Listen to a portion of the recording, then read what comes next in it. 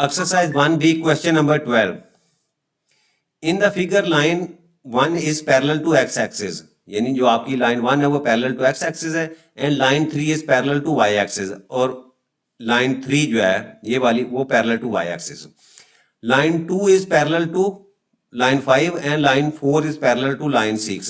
If the gradient of line 5 and line 6 are -3 or 1/2 respectively, write down the gradients of lines 1, 2, 3 and 4. ठीक है. अच्छा, अब जो data दिया हुआ है मैं यानी लाइन वाइज जो है उसको हम सॉल्व करते हैं. सबसे पहले हम लिखते हैं जी लाइन 1 जो है, पहले मैं इसको सॉल्व करता हूँ. अच्छा, अब देखो यहाँ उसने क्या लिखा हुआ है कि आपकी लाइन 1 जो है पैरेलल टू एक्स एक्सिस है. ठीक है.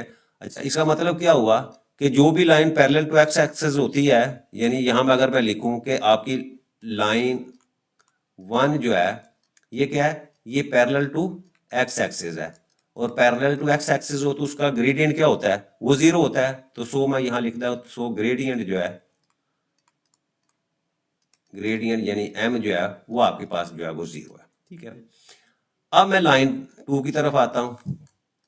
अच्छा, अब लाइन 2 में क्या कहता है कि line 2 is parallel to line 5. मैं यहां लिखता हूं कि लाइन 2 जो है ये पैरेलल टू है किसके, लाइन 5 के. ठीक है. और लाइन 5 की वैल्यू उसने कितनी दी हुई है, वो -3 दी हुई है. ठीक है. यानी लाइन 5 की वैल्यू हमारे पास कितनी है, वो मैं यहां लिख देता हूं जी -3 है. और हमें पता है कि दो लाइनें अगर आपस में पैरेलल हों तो दोनों का ग्रेडियंट जो है वो क्या होता है, वो इक्वल होता है. तो जब लाइन 2 आपकी लाइन 5 के पैरेलल है और लाइन 5 की वैल्यू ग्रेडियंट दिया हुआ है -3, तो इसका मतलब क्या हुआ, सो यहां मैं लिख देता हूं, सो ग्रेडियंट ऑफ लाइन 2, ठीक है, वो कितना होगा, वो भी आपका -3 होगा. ठीक है. ये तो होगी लाइन 2. अच्छा, अब उसके बाद जो है वो लाइन 3. अब लाइन 3 को उसने क्या कहा हुआ है, line 3 is parallel to y axis. ठीक है. अब यहां लिखता हूं मैं जी, लाइन 3 की बात करते हैं. लाइन 3, अब जो भी लाइन जो है वो पैरेलल टू वाई एक्सिस होती है उसका ग्रेडियंट जो है हमेशा जो है वो अनडिफाइंड होता है. तो इसका मतलब लाइन 3 जो है उसका ग्रेडियंट एम से अगर मैं रिप्रेजेंट करूं तो उसको मैं क्या कहूंगा, अनडिफाइंड. ठीक है. ये होगी बात.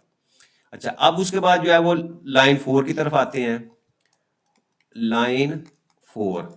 अच्छा, अब लाइन 4 की देखो यहाँ क्या कह रहा है, वो कहता है लाइन 4 इज, यहाँ ये लिखा हुआ है line 4 is parallel to line 6. यही बात मैं यहाँ लिख देता हूँ कि आपकी जो लाइन 4 है, लाइन 4 ये पैरेलल टू किसके है, लाइन 6 के, और लाइन 6 की वैल्यू उसने कितनी दी हुई है, वो 1/2 दी हुई है. तो यह मैं लिखता हूँ इसकी वैल्यू क्या है, यानी उसका ग्रेडियंट जो है 1/2 है. तो इसका 1/2 है और 4 6 के पैरेलल है, तो सो ग्रेडियंट ऑफ लाइन 4 जो है उसका ग्रेडियंट क्या होगा, यानी m की वैल्यू क्या होगी, वो भी 1/2 हो जाएगी. तो ये क्वेश्चन नंबर 12 जो है वो कंप्लीट हो जाता है.